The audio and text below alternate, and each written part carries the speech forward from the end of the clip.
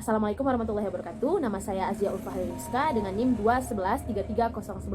Saya akan menjelaskan tentang siklus akuntansi jasa dan dagang, yaitu konsultan Amir. Saya mulai dari transaksi yang terjadi pada konsultan Amir. Awalnya kita buat dulu jurnal umumnya. Jurnal umumnya yang pertama kita buat tanggal, akun, ref, debit, dan kredit, dan dibuat halaman 1. Kemudian tanggal Desember 2020, tanggal 1 Amir menanamkan modal 25 juta ke dalam perusahaan. Maka akunnya yaitu kas dan modal awal. Kemudian membayar sewa ruangan untuk 3 bulan 900.000. Maka sewa dibayar di muka dan kas 900.000. Tanggal 2 membeli peralatan seharga 30 juta yang dibayar tunai 15 juta. Maka akunnya yaitu peralatan di debit dan kas di kredit serta utang usaha di kredit. Jadi kita menggunakan dua akun pada kredit, kas dan utang usaha. Sebesar di peralatan 30 juta, di kas dan utang usaha di kredit 15 juta. Kemudian tanggal 2 membeli perlengkapan tunai 1 juta. Jadi akunnya yaitu perlengkapan di debit dan kas di kredit. Selanjutnya tanggal 10 membayar beban air, listrik, dan telepon. Berarti beban air, listrik, dan telepon pada debit dan kas di kredit. Tanggal 20 membayar gaji karyawan 3 juta. Maka beban gaji di debit dan kas di kredit. Tanggal 30 menerima pembayaran dari klien atas jasa yang diberikan sebesar 5 juta. Maka kas di debit, pendapatan di kredit. Kita jumlahkan dan dapatlah hasil 65.400.000. Setelah itu kita membuat buku besarnya. Judul konsultan Amir, buku besar, lalu periode Desember 2019. Kita buat dari kas, perlengkapan, sewa dibayar di muka, peralatan, utang usaha, modal, pendapatan, beban gaji, dan beban air, listrik, dan telepon. Setelah diposting pada buku besar, kita buat neraca saldo. Judul konsultan Amir, neraca saldo, dan periode Desember 2019. Yang kita buat ada nomor akun, debit, dan kredit.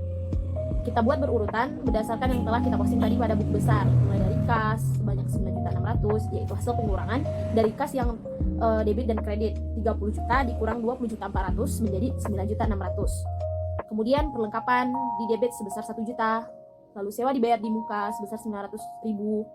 Kemudian peralatan sebesar 30 juta pada debit, lalu utang usaha 15 juta pada kredit, modal usaha 25 juta pada kredit, pendapatan 5 juta pada kredit, beban gaji 3 juta pada debit, dan beban air, listrik, dan telepon 500.000 pada debit.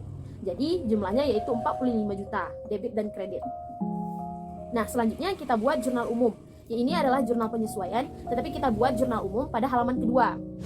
Konsultan Amir, jurnal umum, lalu periode Desember 2019. Kita buat tanggal, akun, ref, debit, dan kreditnya. Pada penyesuaiannya itu ada 1. Perlengkapan yang tersisa 400.000. Jadi kita buat beban perlengkapan pada debit dan perlengkapan pada kredit sebanyak 600.000. Kemudian penyusutan peralatan 5.000. Kalau penyusutan peralatan berarti beban penyusutan peralatan dan akumulasi penyusutan peralatan sebesar 5.000. Beban penyusutan peralatan debit, akumulasi penyusutan peralatan pada kredit. Yang ketiga, sewa yang telah jatuh tempo selama 1 bulan. Maka akunnya itu beban sewa pada debit, sewa dibayar di muka pada kredit sebesar 300.000. Yang keempat, gaji yang masih harus dibayar 1.500.000. Maka dibuat beban gaji pada debit dan utang gaji pada kredit sebesar 1.500.000. Yang terakhir, pendapatan yang masih harus diterima sebesar 4 juta. Maka akunnya itu piutang usaha pada debit dan pendapatan pada kredit. Setelah kita jumlahkan, dapatlah jumlah 6.405.000 rupiah. Buat semuanya, kita pindahkan ke kertas kerja dari neraca saldo sampai jurnal penyesuaiannya atau jurnal umum pada halaman kedua. Nah, kita buat berurutan, jumlahkan jurnal penyesuaian, lalu dibuat neraca saldo disesuaikan di setelahnya itu, yaitu seperti kas, debit, di jurnal penyesuaian tidak ada jumlah angkanya, maka pada neraca saldo disesuaikan 9.600.000. Jika ada di neraca saldo debit dan di jurnal penyesuaian kredit, maka letakkan di neraca saldo disesuaikan pada debit. Seperti perlengkapan, di neraca saldo 1 juta, di jurnal penyesuaian 600, maka di neraca saldo disesuaikan 1 juta dikurang 600, yaitu 400.000 pada debit. Tetapi jika di neraca saldo kredit dan jurnal penyesuaian kredit, maka dijumlahkan dan letaknya berada pada kredit di neraca saldo disesuaikan. Seperti pendapatan, yaitu di neraca saldo 5 juta pada kredit dan jurnal penyesuaiannya 4 juta pada kredit. Maka hasilnya yaitu 9 juta pada neraca saldo disesuaikan pada kredit 9 juta. Begitu pula seterusnya, yang seperti hasil neraca saldo jumlah paling akhir. Dan jika tidak ada akun pada yang di atas, maka kita menambahkannya pada akun yang di bawah, seperti beban perlengkapan, beban penyusutan peralatan, akumulasi penyusutan peralatan, beban sewa, utang gaji, dan piutang usaha. Nah, untuk laporan laba rugi, kita memasukkan nomor akun yang 45, yaitu pendapatan dan beban pada laporan laba ruginya. Nah, di sini kita masukkan angka yang berdasarkan 45, pendapatan dan beban, lalu dikurangi dan akan mendapatkan selisih dari hasilnya. Maka itu adalah laba atau rugi. Kalau di sini itu laba. Kemudian pada neraca kita memasukkan nomor akun yang 1, 2, dan 3, yaitu kas, kemudian utang usaha, lalu modal, seperti itu.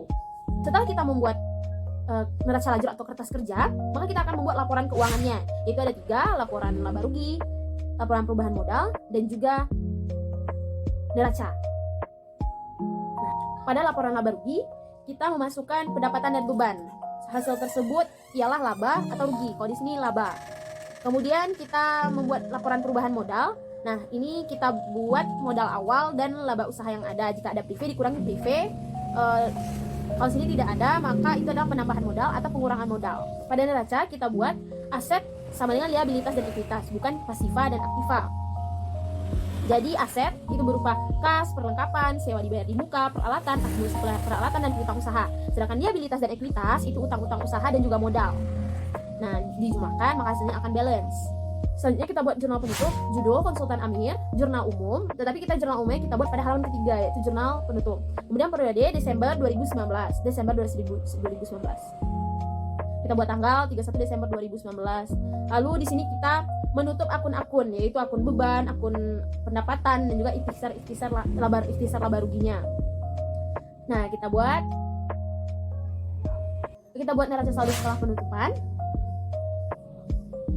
Dan yang terakhir yaitu adalah jurnal pembalik.